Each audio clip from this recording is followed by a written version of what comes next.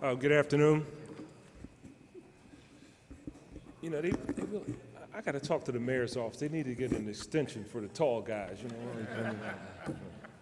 know. Good afternoon, everybody. I just want to thank everybody for being here. What we believe to be a very significant initiative.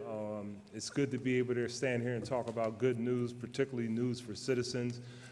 Sometimes citizens that may have challenges in their lives in terms of meeting some of the things that they need to do on a daily basis. So I'm proud to be here today. I'd just like to acknowledge my good friends and colleagues, the ones that travel up that state road, up that 76. I know it's not a very great trip, but thank you all so much for your travels.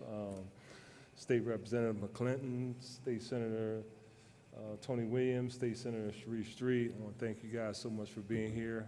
Thank you all for playing a significant role in making sure that we had a state financing. You're going to be hearing from our speakers here today. So why are we here today? So as you can recall, and I'll try to get through this as brief as possible because we have a number of speakers. As you can recall, in the past, there were a lot of challenges with mortgage foreclosures, and it was a big issue, and people were talking about banks and lending institutions taking people's homes, and we were in an uproar, and we were out there fighting on behalf of the people, and I want to bring to mind one lady in particular, a former colleague of mine, also a mentor, Councilwoman Marion Tasco. She led the fight, and she did an awesome job in putting together a mortgage foreclosure program that literally saved people's homes on a consistent basis. But lo and behold, we weren't necessarily paying attention to the other side of the equation, and I want to start out by saying I want to thank the Revenue Department in particular for their support in recognizing and acknowledging that we have a challenge as it relates to tax foreclosures. So over the last several years, when we looked on average, our tax foreclosures were increasing, and it simply was as a result of a significant challenge as it relates to individuals, the economy, the largest recession in the history of the city of Philadelphia, and that correlated directly into individuals not being able to make some of their obligations as it relates to their tax bills, and people fell in arrears, not because they wanted to, because that was just simply the case. So looking at this and acknowledging that, at the end of the day, those of us here have to figure out a way to do something about it, because people require that elected and appointed officials come to some solutions. And I want to say that getting together has been an awesome experience. It started out with a series of meetings with all of the stakeholders, and today we're going to announce 2 phases of that, what we believe to be a real solution, a solution to help people and a solution to get people back in a position where they can continue to meet their obligations, but more importantly, a real solution, not simply somebody signing a document with no idea how they're going to comply with the document that they signed, because that is very key, because heretofore, when people are knocking on your door, people say, you got to do this or else. I was talking to Senator Street about that. People will sign virtually anything, right? And that's not a good thing. So I would like to announce today, on behalf of all of us up here, we will be announcing this awesome program, commitment from PHFA, commitment from the City Revenue Department and all the other stakeholders, and more importantly, a commitment from CLS, who had a responsibility of kind of dealing with this on a daily basis. So first up, I'd like to bring my good friend and colleague, State Senator Vincent Hughes, and he's going to be talking about that awesome program. Senator from the state. We're talking about 400 grand, that's what we're going to be talking about. We're going to be talking awesome program, but $400,000, that's what we're going to be talking about. All right? You should applaud that, yes, all right? They don't know how hard we work for this stuff. They clearly don't know how hard we work for this stuff. There's Councilwoman Bass. You know, it is when city and state are working together, good things happen. And we've been going down this path of trying to address all of the series of issues around our housing situation in Philadelphia. Council President Clark has kind of walked through the broad spectrum of it, and our colleagues will talk in individual pieces about this, and we're also going to hear from our good friend, longtime friend from PHFA very shortly, who is the benefactor, if you will, Would that be correct, Council President? Absolutely. The benefactor, all right? But we're here to make sure that the folks know that there will be a $400,000, I'll say that again, $400,000 coming through the FAIR grant program from PHFA, which is the Pennsylvania Housing Finance Authority in Harrisburg, to the city of Philadelphia to deal specifically with all the issues around foreclosure and preventing folks from having to go down that path and putting the brakes in, turning their circumstances around, and putting us where we need to be as the only city of the first class in the Commonwealth of Pennsylvania to have this kind of initiative funded at this level. The importance of that obviously relates to all of the constituents that we all collectively represent, and obviously the 1.5 million people here in Philadelphia, so many of them needing support in this area. Contextually, as we continue to hear more information around the discrimination that has existed around mortgage lending, which is troubling all of us, which we're collectively trying to put our arms around and get it resolved to, when we're able to respond to a crisis with this kind of support, I think does a couple things. One, it addresses clearly the folks here in this city. But number two, if we can demonstrate a state-of-the-art program that's operating at a high level, that is really addressing folks' issues, folks' circumstances, folks' realities around the issue of foreclosure, then we can look to and advocate for the expansion of this program to find more dollars for the city of Philadelphia, but also expand this program and find more dollars for other families similarly situated across the Commonwealth of Pennsylvania. And that is important. Needless to say, all of this is in the struggles.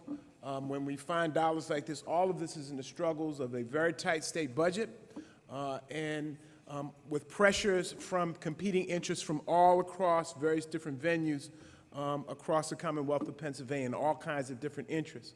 But this hits home. This goes directly to the needs of homeowners here in the city of Philadelphia. It is one of the tools that we need to utilize to address the issue of this high levels of poverty that exists in the city, and is an opportunity to deal with the gentrification issue, and is an opportunity to turn families' lives around. So we thank PHFA for their wisdom. We thank our Senate, House, and Council members for collective pressure on Pennsylvania Housing Finance Authority, specifically Mr. Brian Hudson, okay, who we all know and love, all right, and making sure that they see the need here. But again, the pressure is on all of us to do good things with this program to make sure that we're able to increase it, to expand it, to spread it across other parts of the city of Philadelphia, and to share it and expand it and make it available to people across the Commonwealth of Pennsylvania. The economic pressures that exist for families and for homeowners in every sector, every corner of the Commonwealth of Pennsylvania are dramatic, are significant. They need this kind of help. Let's show them the way, and let's work to get back our next round of money, okay? I keep hitting the Council President, all right? Our next round of money, and also to expand the pot available. So thank you all to PHFA. Thank you for the collective support of everybody gathered here. Let's go make this happen, and then let's go get the rest of it. Thank you all very much.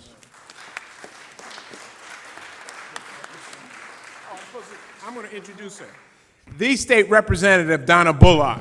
There you go. Thank you, Senator.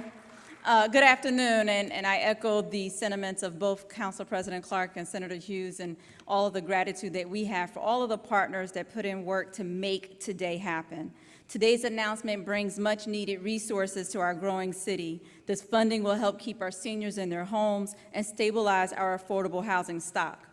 Increasing property values across the city of Philadelphia often lead to a higher rate of property tax delinquency that threatens the displacement of longtime senior residents. In some of those neighborhoods like Strawberry Mansion and Point Breeze, these residents have experienced the ebbs and flows of growth and decline for decades. The neighborhood's affordability 20, 30 years ago had allowed for high rates of home ownership among low-income families. In fact, 38% of our city's homeowners earn less than $35,000, and 40% of our homeowners do not have a mortgage. Many of these low-income homeowners are concentrated in neighborhoods that are now rebounding from years of predatory lending practices, redlining, and disinvestment in their community, only now to become the epicenter of our city's growth, with developers knocking on their doors and sending letters asking to buy their homes. Now more than ever, our senior homeowners and their homes are vulnerable to the pressures that the senator mentioned, the pressures of the market, rising property values, and in turn, rising real estate taxes. Longtime homeowners fear that they will be forced to sell simply because they can no longer afford to stay in their neighborhoods. When a senior loses their home to a mortgage or a tax foreclosure, it impacts their health and their well-being. But it doesn't just hurt that senior, it impacts the senior's family, who lose the wealth of homeownership. The most affordable home is the one that you already own.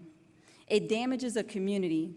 That one vacant home now becomes an eyesore on a block, bringing down property values for the entire block or neighborhood, particularly in our middle neighborhoods. It also hurts our local economy and results in direct costs to our city government, who is now responsible for maintaining a vacant property at thousands of dollars per year. The services provided under this grant by our partners at Community Legal Services, Philadelphia Legal Assistance, the Philadelphia Unemployment Project, and Clarify will provide valuable housing counseling and legal services to these low-income senior homeowners. No one, and I mean no one, should lose their home because they could not afford to pay real estate taxes. I know that my colleagues and I believe in this. That is why over the years, the state legislature has worked with City Council to create programs like the property tax and rent rebate for our seniors, the Homestead Exemption, the LOOP program, also known as the Longtime Owner Occupied Program, and the Senior Tax Freeze. These programs help keep our residents in their homes, and this grant, this collaborative, holistic approach to addressing tax delinquency and tax foreclosures in our city will make a difference, will add an additional layer of help to many of our low-income seniors and their communities. I look forward to working with all of our partners to make sure that this resource, like the senator said, like Senator Hughes says, can be replicated in other parts of the Commonwealth.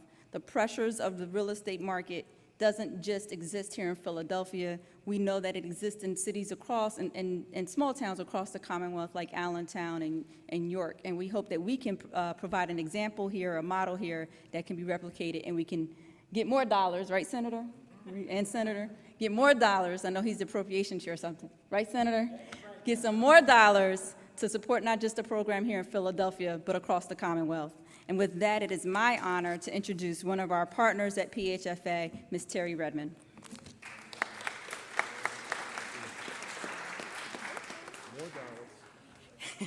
Thank you, Representative Bullock. Families at risk of foreclosure sometimes simply give up. They fall behind, and they can't see their way out. They stop opening up the mail, taking calls, and often don't know where to go to get help. For years, Community Legal Services has been an affiliate of a network of historic, seasoned legal professionals providing free and vital legal services throughout the Commonwealth, often working in tandem with the Pennsylvania Housing Finance Agency's Housing Counseling Network, who by virtue of their mission expand homeownership opportunities. They strive to increase minority homeownership rate. They fight to end practices of predatory lending and help homeowners save their homes from foreclosure. CLS will work with its partner organizations to provide holistic services for homeowners. CLS will work with the Philadelphia Legal Assistance. Together, they will provide legal representation to homeowners with a variety of challenging legal issues, while Clarify and the Philadelphia Urban Project, also known as the Urban Information Center, will provide housing counseling to homeowners who need face-to-face assistance but not full legal representation. This is a citywide effort. But in the northwest part of the city, this program will be coordinated by the regional housing legal services for greater impact. Now is a perfect time to launch this pilot project and increase the capacity of legal services and housing counseling agencies to serve these vulnerable homeowners. The City of Philadelphia has recently established several programs to assist owner-occupants remain in their homes. The legal and housing counseling services will most certainly complement and amplify those programs. Now I have the pleasure of introducing the distinguished gentleman representing the 2nd Congressional District. One of his youngest, Councilman, I'm sorry, Councilman. I'm sorry. I'm sorry.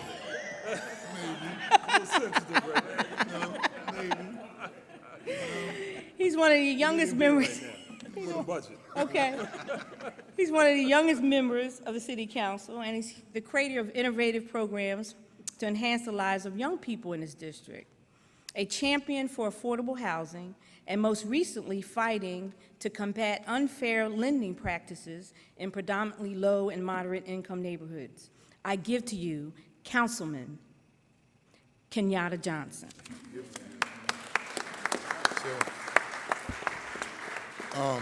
Good evening, everyone. Good evening, everyone.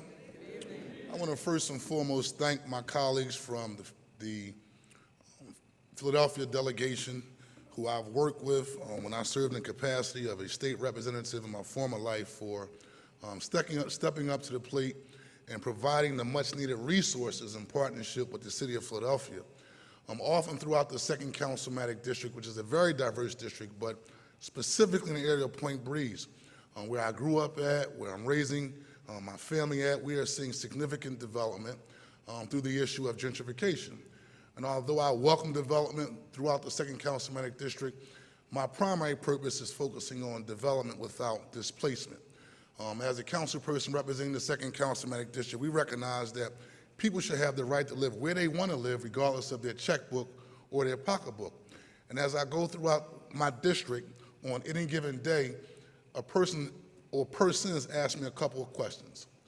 One time I spoke with a young lady and she said, Councilman Kenyatta Johnson, I have a choice to make.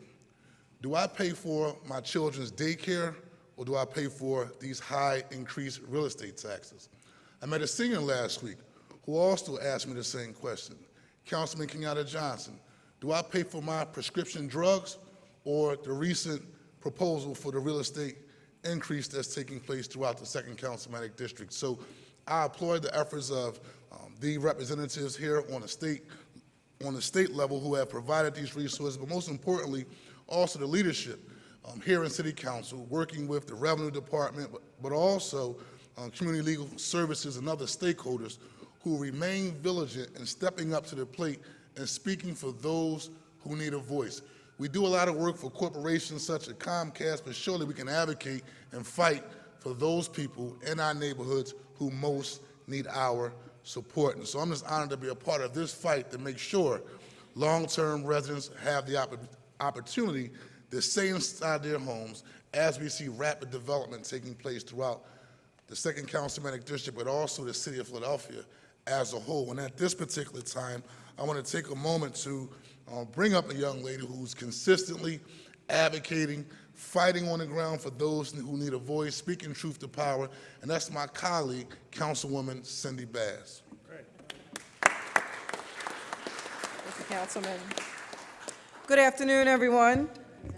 It's a pleasure to be here, and I wanted to first start out, I noticed Haram Carmona here in the audience, and I wanted to acknowledge Haram, because many moons ago when I was the sole employee for what is now Mount Airy USA, and Haram was the person over at OHCD who guided me through the process of homeowner counseling and helping to help first-time low-income home buyers be able to purchase homes. So I just saw you here, and I just wanted to shout you out and recognize you and thank you for all the work that you do, because I know that you also help with the mortgage foreclosure component, which is sort of like the other side of what we're doing here today. So I just wanted to recognize you and thank you for all of the years of work that you've done. That's been many, many moons ago. I also wanted to say and to recognize to our council president, Darrell Clark, and to all of our state delegation and all the leadership, Senator Hughes, and for everyone who's here, thank you so much for all of the work that you've put in. I have to say, Council President, this is a legislative home run, I would say. And so the work that was put into this, I'm honored to be associated with it. This is going to help people. And when we all signed up to be elected officials, to be in public service, that's what we all said that we wanted to do. We wanted to help people. And this is going to go a long way to making a difference in our communities. So what I wanted to do is just go over some of the facts about the program so that you would know, you would know exactly how this will help folks. And so you should know that the owner-occupied payment agreement is a program that allows people who own and live in their home to make affordable is the key word there, monthly payments on property taxes that are past due. The current program has been in place since 2013, tying monthly payments to household income. In February of this year, we improved the OOPA program in 4 ways to make it easier for homeowners to enter and stay in the program. OOPA has changed in 4 ways. Number 1, very low income taxpayers are eligible for 0 monthly payment agreement. It lets vulnerable homeowners, such as a single person making less than $800 a month, or a senior citizen making less than $1,500 a month, continue to live in their homes without the threat of foreclosure. That is significant. New property taxes automatically added to existing agreements for low-income taxpayers. That's another part of this program. Homeowners in OOPA do not need to keep track of and pay a separate agreement for their new property taxes every year, and they won't see an increase in their monthly bill for property taxes. Again, a significant change. Also, the city will apply payments to the most current year's taxes, first for homeowners enrolled in OOPA who are also eligible for Pennsylvania's property tax and rent rebate programs. Senior citizens will get the biggest possible refund from Pennsylvania with this change. So again, significant. And finally, all applicants to the OOPA program will have the right to meet with a housing counselor. Absolutely important that we are able to get that information in the hands of people who are in distress with their tax situation. While homeowners have always been able to get free housing counseling, the city will now make sure that every homeowner understands this right. Housing counselors help residents apply for OOPA and other programs that can save money. So as I said when I came up, this was a legislative home run. I'm just honored to be a part of it, and let's get to the business of helping folks save in their homes. Thank you.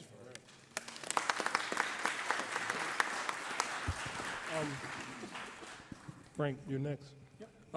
Before I introduce Mr. Breslin, I just want to say that I'm doing this for a reason. Because over the last year or so, we've been beating up the Revenue Department ungodly. I'm just going to call it like it is, right? Because, you know, that's what legislators do, right? I was at a church Sunday and I was talking about the tax man, right? The tax man is coming to get you, right? But I'm just saying, right? Oh, you know what I'm talking about? But the reality is that, Frank, I just want to say to you and your team, I really appreciate what you all have done. You sat down with all of us in council in particular, and we crafted and worked. We had a number of stakeholder meetings with you guys who were more than willing to participate in leading the charge. I want to thank you for actually sending your teams out to the neighborhoods, on the ground, talking to people. So I just want to really say publicly, we really appreciate what you guys have done. So with that, Frank Breslin, Revenue.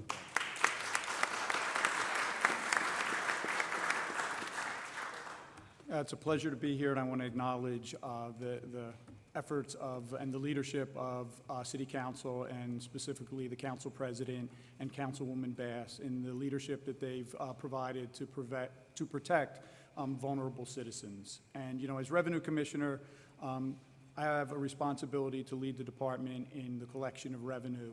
But, you know, I've stressed that it's never without an eye for our vulnerable citizens, and we try to do really compassionate collections. We want people to pay their fair share, but we really are not trying to put people out of their homes. And I think this owner-occupied payment agreement, which I'm going to talk a little bit about the details, goes a huge way in helping solve that problem. And it's been a real collaborative effort.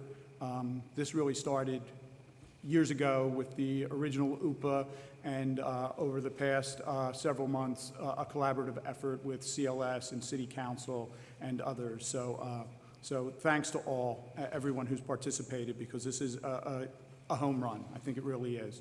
As everyone knows, real estate tax funds are crucial to city services such as police, fire protection, park and libraries, and funding for the school district. It's why we've worked so hard to increase collections and dramatically reduce delinquency using increased enforcement, but also improved outreach. The Council President talked a little bit about my team being out there, and this fiscal year they've been out to over 170 events. So we're really getting out there in the community, and that's evenings and weekends. So I really want to acknowledge my team that's out there and doing that. It's an incredible effort. And at the same time, we're trying to help vulnerable folks who can't pay their real estate taxes by offering assistance programs and connecting them to other forms of support. So what is the Owner-Occupied Payment Agreement, or OOPA as we affectionately refer to it? It's just one of the tools in our toolbox to make sure homeowners can stay in their home. This program allows people who own and live in their home to make affordable monthly payments on property taxes that are past due. There is no required down payment, and monthly payments are based on a percentage of the household's monthly income. More than 10,000 homeowners are already enrolled in this program, protecting them from tax foreclosure. The changes to OOPA are part of a larger collaborative effort to protect homeowners from foreclosure and enroll them in assistance programs. So I'm going to walk through a PowerPoint here, and I'll try to go through it quickly, but just highlight some of the most significant pieces of the program. Some of it has already been referred to, but I'll go through it quickly. Beginning now, there are 4 big changes to OOPA. The first, and I think the most significant, is low-income taxpayers will qualify for a 0 monthly payment agreement. So it's a payment agreement, but they actually can stay in their homes. They don't have to make any monthly payment.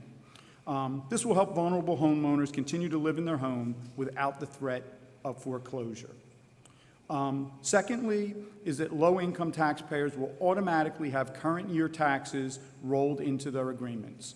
Under the prior OOPA, it was a requirement that they needed to stay current, but some of our most vulnerable citizens found that a challenge, and it caused them to breach on their OOPA agreements, and, you know, by no efforts of their own, they just didn't have the financial resources to pay. So this goes a long way in helping there. The next change is the city will apply payments to the most current year of liability, and this is so that taxpayers who are likely eligible for Pennsylvania's property tax and rent rebate will be able to take part in that. Previously, we applied the payment to the oldest year, and that precluded them from being able to be part of the rebate program, and that can be up to $650. So this allows them to be able to participate in that and get that much-needed money. And finally, all OOPA applicants will have the right to meet with a housing counselor. This will ensure that all homeowners have advocates who can help them navigate the system. We realize that the system can be sometimes difficult to navigate. We've done a lot with outreach and work on our webpage and doing things in multiple languages, but it still can be a challenge, and I think this will go a long way in really helping people to navigate this system with somebody who is really familiar and can walk them through the process. What does this mean to homeowners? If you are a homeowner enrolled in OOPA, you don't need to do anything. You can stay in the OOPA program. We sent over 3,000 letters out to people in the program, letting them know that we're going to roll their taxes and kind of what changes would mean to them. For people who are not in the owner-occupied payment agreement in OOPA, and they are delinquent, or they breached on a prior OOPA, what we're telling them, and this is really important, is just come to us. This is here to help. We have a program that'll make their payments affordable, and it'll reduce, it'll eliminate that cloud of tax foreclosure, people that are waiting and dreading the possibility that they're going to get that notice that their house is being foreclosed on. Come to the department, we'll walk them through the process. Applying for an OOPA is easy. The first step is to fill out the application that is available online or request an application over the phone. We've completely redesigned this application to make it plain language and easier to navigate and understand. In your packet, the press packet, you'll see a copy of that application. The second step that people need to do is they need to gather all the documents they will need to apply for the program. The documents you need to prove eligibility are listed in the application, and again, we try to keep that simple for people. The main thing is, they're proving that it's their home, that they reside there, and then they're proving that they meet the income eligibility. The last step is to submit the application and documents. They can be done by mail, in person, email. We have satellite offices. We're trying to make it as easy for people to participate in this program. In 3 steps, a person can sign up for an OOPA and protect themselves from tax foreclosure. So that's the real takeaway. People should not hesitate to reach out to the department. The department really wants to help, and there's other agencies, who applaud the efforts of CLS. They've been great. And now it's my pleasure to introduce the Executive Director at Community Legal Services, Debbie Friedman. I want to take this opportunity to thank her for her tireless effort at CLS, and to Monty Wilson, whose input has been really invaluable in this process.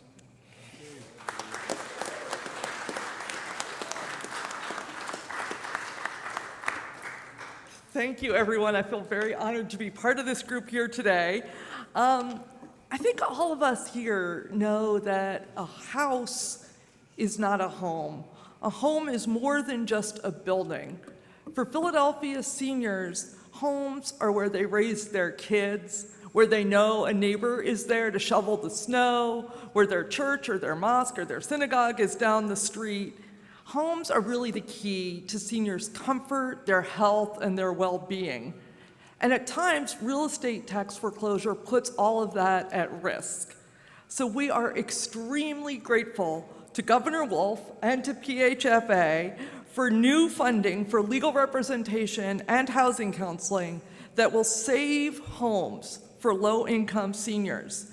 This investment will stabilize neighborhoods and preserve family homes for the next generation, a critical goal for all of us.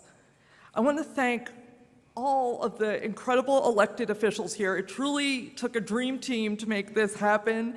Thank you to Senators Hughes, Street, and Williams, to Representative Bullock and McClinton, Council President Clark, for their steadfast support of this project. I also want to thank President Clark, City Council members Bass, Blackwell, and Johnson for their truly visionary leadership in creating outstanding programs that are critical to preventing real estate tax foreclosure in Philadelphia. I hope that this group here today knows just how visionary that is. I don't use that word lightly. As a lawyer, we're careful with our words. But this group of elected officials has really come together to do something transformative for our city.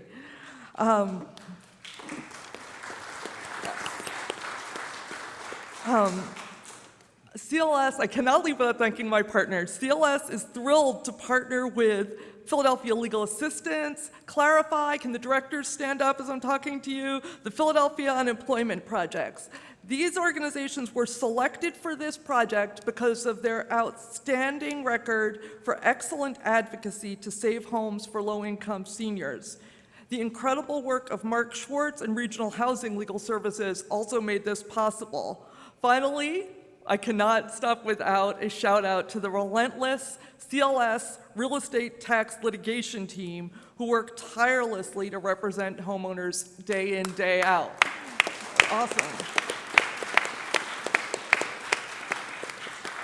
With that, I want to turn it over to Ms. Brenda Reed, who is a homeowner in Philadelphia. All right. Give her a hand.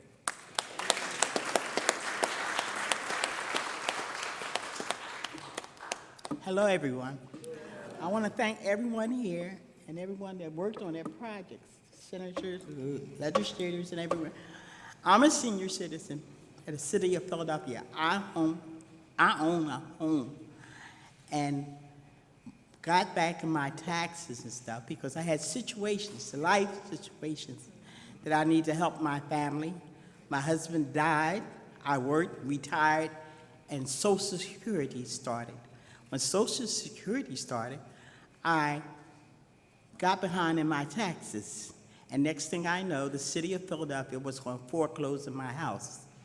My kids, my grandkids, my great-grandkids, we were upset. I went to the Philadelphia Housing Project. They helped me and straightened out everything, gave me a settlement agreement that's something that I could afford and don't have to worry about. And I appreciate this. All the senior citizens of Philadelphia are going to appreciate this. It is a wonderful project to take all the nervous stuff that seniors go through with your health, medicine, getting around the city, all this. This is really going to help everyone.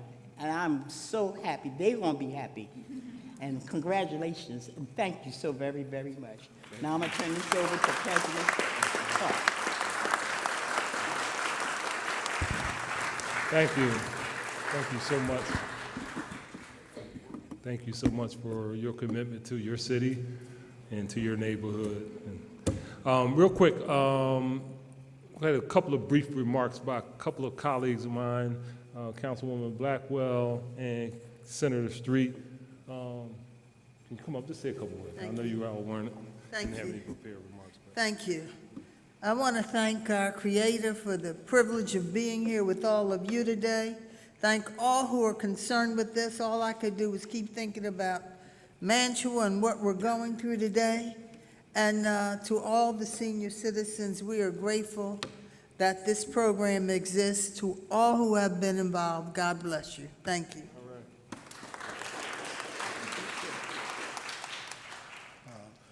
Well, I too want to join all my colleagues and all the esteemed folks who have talked about this in so many words. But I'll tell you this, Philadelphia is a city of neighborhoods and communities, and it is not merely the beautiful edifices or the historic buildings that make up the character of Philadelphia. It's the people in it. And to the extent that we can help folks stay in their neighborhoods who weathered the hard times and who now are getting to experience some of the great revitalization that our city is seeing. I'm just glad that this program exists so our most vulnerable citizens can remain in their homes and that the city not be the instrument of relocating forcibly those people from where they wish to live. And so I thank everyone at the Revenue Department who understood that their job was not just to merely collect revenue, but to collect revenue in a manner that benefited the people of Philadelphia. I thank the folks at Legal Services who have tirelessly continued to advocate for young people. I thank my colleagues in the House and Senate, especially Senator Hughes, who helped pull together these great resources. And I thank our council members, especially Council President Clark, for their leadership in being advocates for folks for people in neighborhoods in a way that makes local government that much more responsive. And I'm glad to play some small role in helping to bring this possible. Thank you so much. Thank you. Thank you all very much, and obviously thank you all. Any questions? All right, that's what I'm talking about. When you have this many people up speaking, we pretty much touch every base, so can assure that there'll be no question. To all of you, and particularly those folks that have worked tirelessly over the years, we really want to thank you, and I want to thank our awesome, awesome, awesome partners in this wonderful program. Thank you all so very much. Thank you, Mr. President. Day. Nice to get away. Great question you asked on the call. On the conference call. I'm joking. I got all paid and, I'm joking. It's yeah, all- but I missed, did I miss something?